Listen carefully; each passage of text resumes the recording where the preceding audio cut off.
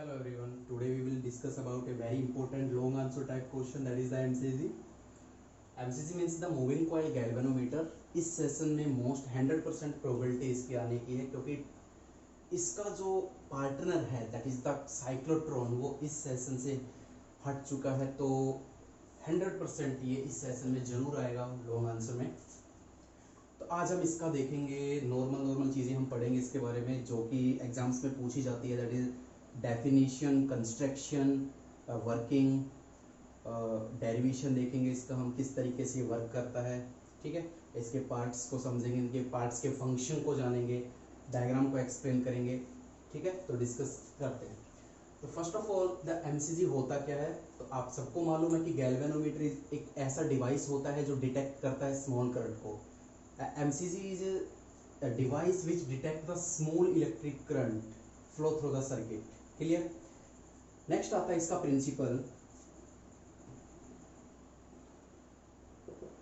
Principal मैं discuss कर चुका हूं, जैसे कि मैंने प्रीवियस टॉपिक करवाया था आपको कि कोई भी अगर रेक्टेंगुलर कॉइल अगर मैग्नेटिक फील्ड में, यूनिफॉर्म मैग्नेटिक फील्ड में हम प्लेस्ड करते हैं तो इट एक्सपीरियंस्ड ए टॉर्क, तो उसके ऊपर एक टॉर्क लगता है, वो कॉइल रोटेट होने लग जाती है। अगर कोई भी rectangular coil uniform magnetic field में हम रखते हैं तो उसके ऊपर एक टॉर्क एक्सपीरियंस होता है, एक टॉर्क लगता है, और उस टॉर्क की वजह से वो कॉइल रोटेट होना स्टार्ट कर देती है। वही सिद्धांत, वही प्रिंसिपल इस एमसीजी पर भी लागू होता है। ठीक है, उसके बाद आते हैं इसकी कंस्ट्रक्शन, मोस्ट इम्पोर्टेंट। आपको इसके डायग्राम को समझना पड़ेगा, इसकी कंस्ट्रक्शन को समझना पड़ेगा। तो एक एक पार्ट्स की मैं बात करूंगा यहाँ पे। तो फर्स्ट ऑफ ऑल सबसे पहले मैं देखता हूँ, ये एक रेक्टेंगुलर कॉइल है, नाम साफ तौर पे दे रखा है POKL। ये एक रेक्टेंगुलर कॉइल मैंने लगा रखी है। Copper wire, insulated copper wire, ऐसे वायर कॉपर के जिसके ऊपर प्लास्टिक कवरिंग होती है। क्लियर है। दूसरे नंबर पे देखिए, एक एक के बारे में डिस्कस करेंगे। फर्स्ट पार्ट आया हमारा कॉइल, दूसरा पार्ट आता है मैग्नेटिक फील्ड। अब ध्यान से देखिएगा, मैग्नेटिक फील्ड प्रोड्यूस कौन करता है? Magnetic field is produced due to the magnets. और मैग्नेटिक फील्ड की डायरेक्शन क्या बताई थी? North pole to south pole, ये आपने 10th में भी पढ़ रखा होगा। तो यहाँ पे मैंने दो मैग्नेट्स का, दो पोल्स का यहाँ पे यूज कर रखा है, that is the north and that is the south pole which produce the magnetic field. और सबसे इंपॉर्टेंट बात जो है इसमें कि ये जो मैग्नेट्स मैंने लगा रखी है नॉर्थ और साउथ, ये कॉनकेव शेप की होती है, सिलेंड्रिकल शेप की होती है। ठीक है, सिलेंड्रिकल शेप की क्यों होती है? क्योंकि सिलेंड्रिकल शेप की मैग्नेट्स होने का ये फायदा है कि रेडियल मैग्नेटिक फील्ड प्रोड्यूस करती है, रेडियल मैग्नेटिक फील्ड। ठीक है, और रेडियल मैग्नेटिक फील्ड के बारे में लास्ट में हम जब कंस्ट्रक्शन वर्किंग करवाएंगे तो उसमें हम डिटेल में स्टडी कर लेंगे इस चीज के बारे में कि रेडियल मैग्नेटिक फील्ड ऑब्वियसली होती क्या है। एक्चुअली में रेडियल मैग्नेटिक फील्ड मैं यहीं पे बता दूंगा आपको कि रेडियल मैग्नेटिक फील्ड जो होती है वो maximum magnetic field pass out करती है इस कॉइल में से। ठीक है, रेडियल मैग्नेटिक फील्ड यानी रेडियल शेप की जो मैग्नेटिक फील्ड होती है वो ज्यादा से ज्यादा इस कॉइल में से पास आउट करती है। ठीक है, बजाय कि बिल्कुल सीधी मैग्नेटिक फील्ड होने के। ठीक है, तो हम देखेंगे धीरे धीरे, आपको समझ में आएगा ये चीजें। ठीक है, तीसरे नंबर पे आता है spring. It's a most important spring. ये स्प्रिंग आपको नजर आ रही है। सबसे पहले तो मैं आपको ये बताऊंगा कि ये स्प्रिंग बनी किस मटेरियल की होती है। तो this spring is made up of phosphor और क्वार्ट्ज मटेरियल। क्यों होती है? क्योंकि उस मटेरियल में कुछ प्रॉपर्टीज होती हैं, जैसे कि फॉस्फोर नॉन मैग्नेटिक होता है, दूसरी प्रॉपर्टी वो फ्लेक्सिबल होता है, तीसरी प्रॉपर्टी हम कह सकते हैं कि उसका जो टॉर्जन कांस्टेंट है वो बहुत ही कम होता है। अब टॉर्जन कांस्टेंट आपको वर्किंग और कंस्ट्रक्शन में हम पढ़ेंगे, तब समझ में आएगा। ठीक है, और ये गुड कंडक्टर ऑफ इलेक्ट्रिसिटी होता है। ठीक है, फ्लेक्सिबल होता है, तो बहुत सारे इसके गुण होते हैं। इस वजह से हम इस स्प्रिंग का जो मटेरियल होता है वो किसका बना होता है, दैट इज द फोस्फोर और क्वार्ट्ज मटेरियल का बना होता है। ठीक है, चलिए। और हाँ, सबसे इंपॉर्टेंट बात ये आती है कि स्प्रिंग का फंक्शन क्या होता है यहाँ पे। तो आपको मालूम है कि जब ये कॉइल रोटेट करेगी तो इसके साथ साथ स्प्रिंग भी रोटेट करेगी। तो स्प्रिंग एक फ्लेक्सिबल मटेरियल होता है जिसकी एक प्रॉपर्टी होती है, आपने पढ़ा होगा प्लस वन में, इलास्टिसिटी। और इलास्टिक मटेरियल जो होता है उसका गुण क्या होता है, वो जब हम फोर्स लगाते हैं किसी भी चीज पर तो आफ्टर रिमूवल द फोर्स वो ओरिजिनल पोजीशन पे वापस लेके आता है। ठीक है, तो याद रखना। तो स्प्रिंग का काम यहाँ पे क्या होगा, वो रेक्टेंगुलर कॉइल जो कि हमने यहाँ पे यूज की हुई है उसको अपनी ओरिजिनल पोजीशन पे वापस लेके आएगा। किस तरीके से ये वापस होगा, किस तरीके से ये काम होगा, ये वर्किंग में हम समझ में आएगा। अभी मैं जस्ट पार्ट्स के बारे में डिस्कस कर रहा हूँ यहाँ पे। ठीक है, पार्ट्स क्या क्या है यहाँ पे। ठीक है, कॉइल हो चुकी है, मैग्नेटिक फील्ड प्रोड्यूस करती है नॉर्थ और साउथ। ये सिलेंड्रिकल शेप की बनी होती है क्योंकि सिलेंड्रिकल शेप की होने के साथ ये रेडियल मैग्नेटिक फील्ड पैदा करती है। स्प्रिंग बनी होती है फॉस्फोर और क्वार्ट्ज मटेरियल की। ठीक है, प्रॉपर्टीज क्यों बनी होती है वो मैंने गुण बता दिए हैं आपको, वो आपको नोट्स में भी मिल जाएंगे आराम से। ठीक है, और यहाँ पे क्या आपको देखने को मिल रहा है, यस सबसे important, that is the mirror. That is the mirror, fourth number पे आता है मिरर। इस मिरर में एक निडल लगी होती है जो कि डिफ्लेक्शन शो करती है। ठीक है, इस मिरर में एक निडल लगी होती है जो कि डिफ्लेक्शन शो करेगी करंट को डिटेक्ट करने के लिए। इससे ज्यादा इसका कोई काम नहीं है। और ये जो जिस वायर से ये अटैच है ना, ये जो वायर है, ये छोटी सी वायर जो है, ये भी फॉस्फोर और क्वार्ट्ज मटेरियल की ही बनी होती है। ठीक है, अब सबसे इंपॉर्टेंट चीज ये है torsion head. What is torsion head? देखो, टोरोजन हेड यहाँ पे फ्लेक्सिबिलिटी प्रोवाइड करवाता है। फ्लेक्सिबिलिटी, अगर ये टोरोजन हेड मान लो यहाँ पे नहीं होता तो ये जो वायर है ये सीधी यहाँ से अटैच होके सीधी टर्मिनल T2 से कनेक्ट होती, और जैसे ये कॉइल रोटेट होती तो इस वायर में ट्विस्ट आता, बल पड़ता, जिसकी वजह से ये वायर बीच में से ब्रेक डाउन हो जाती। ठीक है, टूट सकती थी। तो टोरोजन हेड का काम यहाँ पे क्या होता है, इस वायर को टूटने से बचाता है, फ्लेक्सिबिलिटी प्रोवाइड करवाता है। तो छोटी छोटी चीजें हैं यहाँ पे, हर एक चीज का यहाँ पे फंक्शन, हर एक चीज का यहाँ पे काम है। तो मेन तो यही थी, कॉइल है, कॉइल मैग्नेटिक फील्ड प्रोड्यूस करने वाले यहाँ पे पोल्स हैं, डिफ्लेक्शन शो करने के लिए मिरर लगा रखता है, फ्लेक्सिबिलिटी प्रोवाइड करवाने के लिए टोरोजन हेड है, और ओरिजिनल पोजीशन पे वापस लाने के लिए यहाँ पे मैंने स्प्रिंग का यूज कर रखा है। ठीक है, यस। एक सबसे और छोटी सी चीज आपको नजर आ रही होगी, बहुत ही इंपॉर्टेंट चीज ये है, दैट इज द, ये आपको चीज नजर आ रही है, that is the soft iron. ये सॉफ्ट आयरन है। ठीक है, एक तो टोरोजन हेड हो चुका, और सिक्स्थ नंबर पे आता है इसका, that is soft iron core. Soft iron core क्यों लिया यहाँ पे सॉफ्ट आयरन कोर, बहुत ही इंपॉर्टेंट है, अलग से कंसेप्चुअल क्वेश्चन में ये 2 नंबर में पूछा जाता है एग्जाम्स में। तो मैं आपको बता देना चाहता हूँ कि सॉफ्ट आयरन कोर का काम क्या होता है।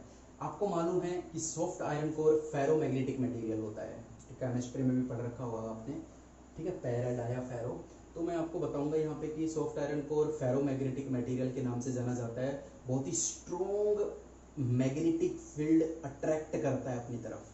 ठीक है, तो यहाँ पे हमने सॉफ्ट आयरन कोर इसीलिए यूज किया है ताकि मैग्नेटिक फील्ड लाइन से सारी की सारी ये अपने में से पास आउट करे, यानी मैक्सिमम से मैक्सिमम यहाँ पे ये फ्लक्स क्रिएट करे, मैक्सिमम मैग्नेटिक फील्ड लाइंस अपने में से अट्रैक्ट करे, एक भी मैग्नेटिक फील्ड लाइंस यहाँ से इधर उधर नहीं जाने देगा ये।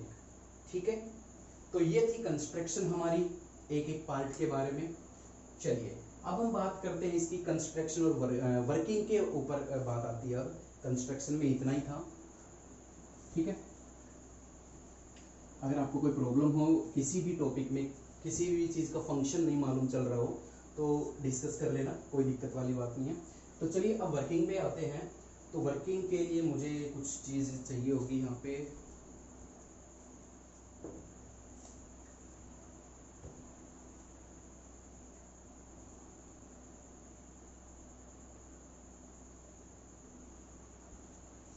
देखिए मैंने यहाँ पे एक कॉइल ली है, इस तरीके की ही कॉइल है ये, रेक्टेंगुलर कॉइल।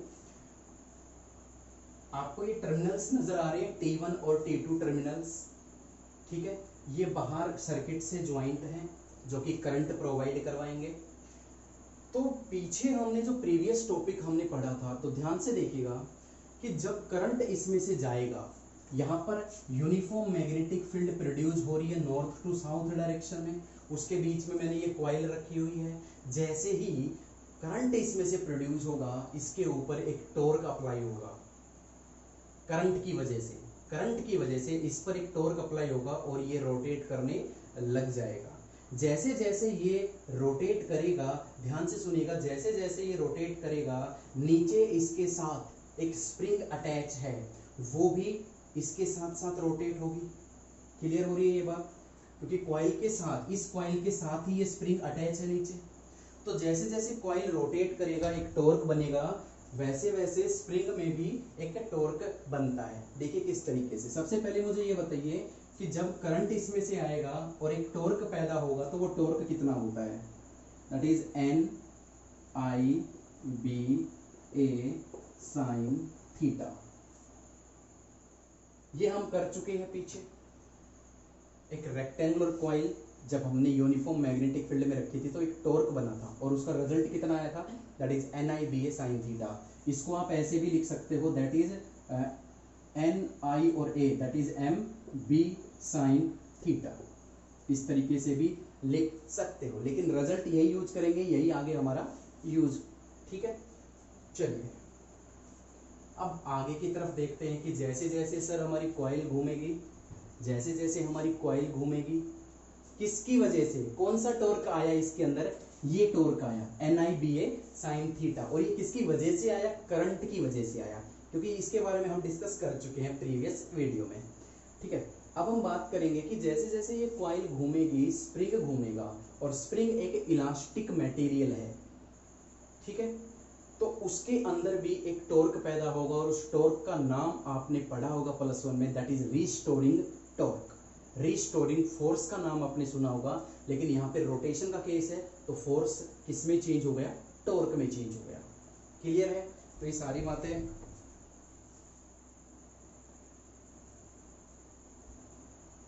चलिए तो एक रीस्टोरिंग टॉर्क यहाँ पे पैदा होगा स्प्रिंग के रोटेट होने से, ठीक है। रिस्टोरिंग टॉर्क का अगर मैं हिंदी वर्जन कहता हूँ, बदले का टॉर्क कह सकते हो आप, बदले का टॉर्क। कॉइल घूमी, इसके साथ साथ स्प्रिंग घूमी, ठीक है। जैसे ही मैं करंट देना बंद कर दूंगा, कॉइल को रोड वापस कौन लेके आएगा ओरिजिनल पोजीशन पे? स्प्रिंग। और जो टॉर्क उसको वापस अपनी ओरिजिनल पोजीशन पे वापस लेके आएगा, that torque is the restoring torque. अब थोड़ा सा रिस्टोरिंग टॉर्क के बारे में हम पढ़ने जा रहे हैं। यहाँ पे एक वर्ड आता है टोरोजन कांस्टेंट के नाम से, दैट इज C। मैं C से रिप्रेजेंट कर रहा हूँ, तो इसको समझने में ज़्यादा दिक्कत नहीं आएगी आपको। जब जब मैंने कॉइल को 1 डिग्री रोटेट किया, ध्यान से देखना, जैसे ही मैंने इस कॉइल को, करंट आया, घूमेगा, लेकिन जैसे ही 1 डिग्री घूमा तो रिस्टोरिंग टॉर्क कितना पैदा हुआ स्प्रिंग के अंदर? दैट इज C, और इसी को बोला जाता है टोरोजन कांस्टेंट। 2 डिग्री घूमा, 2 डिग्री पर कितना रिस्टोरिंग टॉर्क पैदा होगा? 2C। जैसे जितना ये घूमेगा उतनी ही रिस्टोरिंग टॉर्क पैदा होता है, जितनी एंगल से ये घूमेगा उतने ही ज्यादा रिस्टोरिंग टॉर्क स्प्रिंग में पैदा होगा, ठीक है। मान लीजिए अगर मैं 5 डिग्री से इसको रोटेट करवा दूं, 5 डिग्री से मान लीजिए इतना रोटेट करवा दिया, तो स्प्रिंग के अंदर कितना रिस्टोरिंग टॉर्क पैदा हुआ? That is C5। देखिए 1 डिग्री पर C था, 2 डिग्री घूमने पर 2C पैदा हुआ, तो 5 डिग्री घूमने पर C5 या 5C पैदा होगा। क्लियर है? तो याद रखना, रिस्टोरिंग टॉर्क कितना आया? C5। क्लियर है? Got it? रिस्टोरिंग टॉर्क आपको समझ में आ गया? रिस्टोरिंग टॉर्क अपने आप नहीं आएगा। रिस्टोरिंग टॉर्क कब आएगा? जब ये कॉइल घूमेगी। और ये कॉइल कब घूमेगी? जब करंट प्रोड्यूस, हम करंट इसको प्रोवाइड करवाएंगे। करंट आया, कॉइल घूमी, कॉइल घूमी तो टॉर्क बना, कितना टॉर्क बना, इतना टॉर्क बना सर। जैसे जैसे कॉइल घूमी स्प्रिंग भी घूमी, स्प्रिंग घूमी तो स्प्रिंग में कौन सा टॉर्क पैदा हुआ, रीस्टोरिंग टॉर्क। क्लियर है। और जितनी एंगल से ये घूमता है, जितना टॉर्क करंट ने इसमें दिया है, उतना ही टॉर्क स्प्रिंग में होगा, जो कि इसको ओरिजिनल पोजीशन पे वापस लेके आएगा। तो फॉर मैक्सिमम टॉर्क के लिए मैं क्या कर दूंगा यहाँ पे, देखिए ये क्या है, torque produced due to current. ये टॉर्क क्या है, कॉइल के रोटेट होने से जो रिस्टोरिंग टॉर्क स्प्रिंग में पैदा हुआ है वो टॉर्क है। ठीक है, तो आगे हम करते हैं, बहुत ही सिंपल सी अब चीजें आ गई हैं। देखिए एक टॉर्क ये है रिस्टोरिंग टॉर्क, एक ये है जो करंट में पैदा हुआ है। तो कंपेयर जब मैं करूंगा तो NIBA sin theta is equal to C5। Clear है यहाँ पे। ठीक है, फॉर मैक्सिमम टॉर्क, ध्यान देना, फॉर मैक्सिमम टॉर्क, जब ये कॉइल मैक्सिमम टॉर्क पर पहुंच जाएगी उस समय साइन थीटा क्या हो जाएगा, ये 90 डिग्री, और फॉर 90 डिग्री साइन थीटा क्या हो जाएगा, 1 हो जाएगा। तो यहाँ पर इसको लिखने की जरूरत नहीं है, यहाँ से I निकाल दीजिए तो क्या रिजल्ट आता है, C5 अपॉन NBA देखने को मिल रहा है आपको। ठीक है, C is the torsion constant, N is the number of coil. एक बार बन जाता है गैल्वेनोमीटर, आपने देखा होगा लैब के अंदर, गैल्वेनोमीटर जब बन जाता है उसके बाद उसमें कोई चेंज हम नहीं कर सकते। ठीक है, तो N कांस्टेंट है, मैग्नेटिक फील्ड यूनिफॉर्म है, कांस्टेंट है, एरिया जो है वो है वायर की जो मोटाई होती है दैट इज द एरिया, तो वो भी फिक्स है। तो यहाँ से ये चारों चीजें, चारों जो पैरामीटर है दैट इज द कांस्टेंट, तो मैं इसको इस तरीके से रिप्रेजेंट कर सकता हूँ। It's a most important. Starting में जो हमने बात कही थी वो बात हम यहाँ पे सेटिस्फाई कर पाए हैं कि जितना ज्यादा करंट मैं दूंगा उतना ज्यादा टॉर्क बनेगा, उतना ज्यादा रिस्टोरिंग टॉर्क पैदा होगा, उतनी ही ज्यादा ये डिफ्लेक्शन करेगा। जितना ज्यादा करंट उतना ज्यादा डिफ्लेक्शन, जितना ज्यादा करंट उतना ज्यादा डिफ्लेक्शन। क्लियर है। तो यही था एमसीजी में, ज्यादा कुछ होता नहीं है। अब इसकी जो सेंसिटिविटी है, करंट सेंसिटिविटी, वोल्टेज सेंसिटिविटी, किस तरीके से ये फैक्टर्स, किस तरीके से मैं सेंसिटिविटी को इंक्रीज कर सकता हूँ, डिक्रीज कर सकता हूँ, कि किन फैक्टर्स के ऊपर ये डिपेंड करता है, तो वो हम सब नेक्स्ट वीडियो में पढ़ेंगे। जो छोटी मोटी जो इनका रिजल्ट आया है, जो निचोड़ आया है, वो हम डिस्कस करेंगे नेक्स्ट वीडियो में। अभी इस वीडियो में फिलहाल आपको ये सीखना है कि एमसीजी होता क्या है। तो सर एमसीजी होता है एक डिवाइस जो डिटेक्ट करता है स्मॉल करंट को। ठीक है सर, किस सिद्धांत पे काम करता है, तो सिद्धांत ये होगा बेटा, जब रेक्टेंगुलर कॉइल, जब कोई भी एक रेक्टेंगुलर कॉइल हम प्लेस्ड कर देते हैं यूनिफॉर्म मैग्नेटिक फील्ड में, तो वो कॉइल रोटेट होने लग जाती, घूमने लग जाती है। ठीक है सर, कंस्ट्रक्शन में ये चीजें हमने देखी, हर एक चीज के बारे में आपको मालूम होना चाहिए। कॉइल है, कॉपर वायर की बनी हुई है। ठीक है, मिरर है जो कि डिफ्लेक्शन बताएगा हमें, टॉर्जन हेड है जो कि वायर को टूटने से बचाएगा, शॉर्ट फॉर्म में ऐसे बोल सकते हो आप, फ्लेक्सिबिलिटी प्रोवाइड कर रहा है। ठीक है, T1 T2 टर्मिनल्स है जो कि करंट प्रोवाइड करवाएंगे। स्प्रिंग है जो कि फ्लेक्सिबिलिटी, जो कि रिस्टोरिंग टॉर्क पैदा होगी, जो कि कॉइल को अपनी ओरिजिनल पोजीशन पे वापस लेके आएगी। जैसे ही मैं करंट देना बंद कर दूंगा, कॉइल अपनी पोजीशन पे वापस आएगी। कौन लेके आएगा, स्प्रिंग लेके आएगी। क्लियर। और सबसे इंपॉर्टेंट बात ये थी कि ये जो कॉइल है ना, ये जो स्प्रिंग है और ये जो वायर है, that is made up of forceful और quartz material, because these material have कह सकते हो कि वेरी लो टॉर्जन कांस्टेंट, बहुत ही कम टॉर्जन कांस्टेंट होता है, फ्लेक्सिबिलिटी काफ़ी अच्छी होती है इनकी, और मैं कह सकता हूँ कि नॉन मैग्नेटिक मटेरियल होते हैं, मैग्नेटिक फील्ड का कोई इफेक्ट नहीं पड़ता, और हम कह सकते हैं कि ये गुड कंडक्टर ऑफ इलेक्ट्रिसिटी होते हैं। ठीक है, और सबसे इम्पोर्टेंट मैं ये कह सकता हूँ कि प्लस वन में आपने पढ़ा होगा कि इलास्टिक आफ्टर अफेक्ट बहुत ही कम होता है। इलास्टिक आफ्टर अफेक्ट का मतलब प्लस वन में आपने क्या पढ़ा कि जब भी हम कोई इलास्टिक मटेरियल को बार बार यूज करते हैं तो वो कुछ समय बाद अपना इलास्टिक बिहेवियर, अपनी इलास्टिक प्रॉपर्टी, जो उसका गुण होता है वो खो देती है, लेकिन इसमें नहीं होता। फोर्सफुल और जो क्वार्ट्ज मटेरियल होता है इसमें इलास्टिक आफ्टर अफेक्ट बहुत ही कम होता है, इसलिए इस चीज़ का हम यूज करते हैं स्प्रिंग में और इस वायर में। कंस्ट्रक्शन वर्किंग में बड़ा सिंपल है, वर्किंग में मैंने बताया सर, जैसे जैसे कॉइल करंट आया, टॉर्क बना, घूमा, कितना टॉर्क बना सर? सर इतना टॉर्क बना। ठीक है सर। तो सर ये जब घूमेगा तो स्प्रिंग भी घूमेगी, तो स्प्रिंग के अंदर एक बदले का टॉर्क पैदा होगा, कितना होगा सर? सर इतना होगा। सर जितना ये घूमेगा उतनी ही स्प्रिंग घूमेगी, तो इसमें जो टॉर्क पैदा हुआ है वही टॉर्क स्प्रिंग में पैदा हुआ है, तो इन दोनों टॉर्क को मैंने इक्वल रख दिया। फॉर मैक्सिमम टॉर्क sin 90, खत्म। आई की वैल्यू निकाल ली, ये चार चीज कांस्टेंट है, तो हमारा रिजल्ट आ गया कि जितना ज्यादा करंट मैं दूंगा उतना ज्यादा ये टॉर्क, ये जो कॉइल है ये डिफ्लेक्शन करेगा, जितना ज्यादा करंट उतना ज्यादा डिफ्लेक्शन। तो this is all about the MCG. I hope बहुत ही क्लियरिटी, बहुत ही अच्छे तरीके से आपको समझ में आ गया होगा ये टॉपिक। लॉन्ग आंसर में आता है, 5 मार्क्स का क्वेश्चन बनता है ये। अभी ये खत्म नहीं हुआ है, इसमें बहुत कुछ अभी देखने को, अभी सीखने को बच रहा है। Sensitivity most important, very short questions में पूछी जाती है 2 मार्क्स में कभी कभी। ठीक है, सेंसिटिविटी कितने टाइप्स की होती है, क्या होती है वो, और किस तरीके से उसका फॉर्मूला बनता है, और सेंसिटिविटी को सर हम इंक्रीज कर सकते हैं तो कैसे करेंगे, तो वो सारी चीज़ें हम इसमें पढ़ेंगे। एक सबसे इंपॉर्टेंट एक चीज़ है सॉफ्ट आयरन। तो सॉफ्ट आयरन फेरोमैग्नेटिक मटेरियल होता है, it attract all the magnetic field lines toward it through from it, अपने अंदर से पास आउट करता है। उसकी वजह से क्या है कि मैग्नेटिक फील्ड लाइंस का जो नुकसान होता है, जो लीकेज होता है, वो मिनिमम हो जाएगा, मिनिमाइज हो जाता है इस तरीके से। तो सॉफ्ट आयरन को आप नेक्स्ट चैप्टर में भी पढ़ोगे। ठीक है, तो सॉफ्ट आयरन बहुत ही इम्पोर्टेंट मटेरियल माना जाता है फिजिक्स के अंदर के लिए। और बस और तो क्या बताऊँ इसके बारे में, इतना ही था एमसीजी में। क्लियर है? तो आई होप क्लियर हो गया होगा सब कुछ।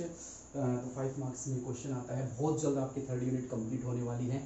ठीक है, फिर अल्टरनेटिंग करंट पे चलेंगे 4th यूनिट, जो कि बहुत ही जल्द हम आपकी स्टार्ट करवाने वाले हैं। तो आज के लिए इतना ही, पढ़ते रहिए, be safe, stay at home, thank you so much.